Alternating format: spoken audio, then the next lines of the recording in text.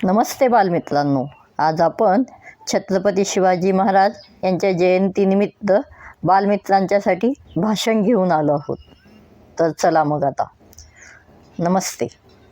अध्यक्ष महोदय, पूज्य गुरुजन वर्ग व इथे जमलेल्या माझ्या बालमित्रांनो, आज आपण छत्रपती शिवाजी महाराज यांची जयंती साजरी करण्यासाठी एकत्र जमलो आहोत.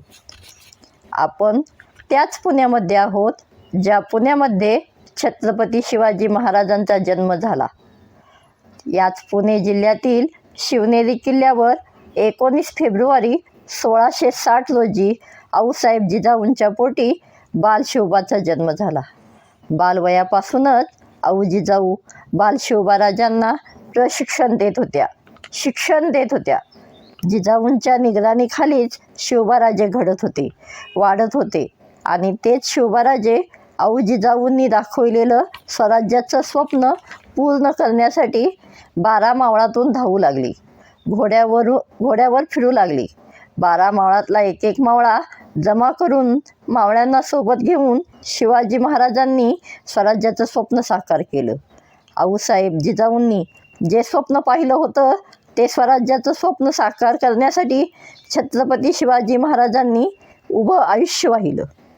शिवबाराजांना आऊसाहेब जिजाऊंनी जे मार्ग दाखवले होते ते योग्य, मानवतेचे आणि प्रत्येकाला आपलं वाटणारे, प्रत्येक माणसाच्या हिताचे मार्ग होते.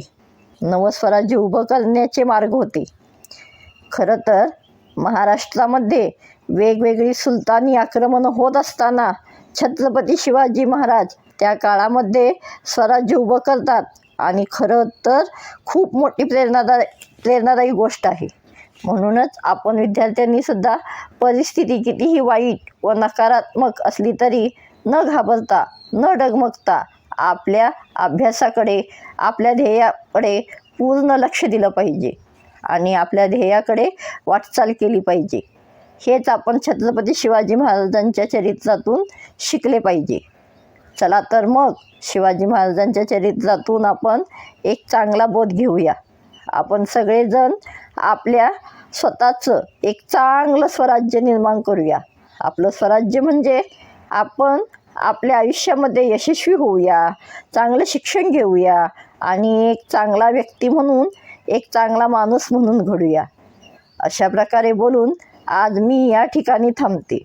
छत्रपती शिवाजी महाराजांना पुन्हा एकदा विनम्र अभिवादन करते आणि माझे 2 शब्द थांबविते.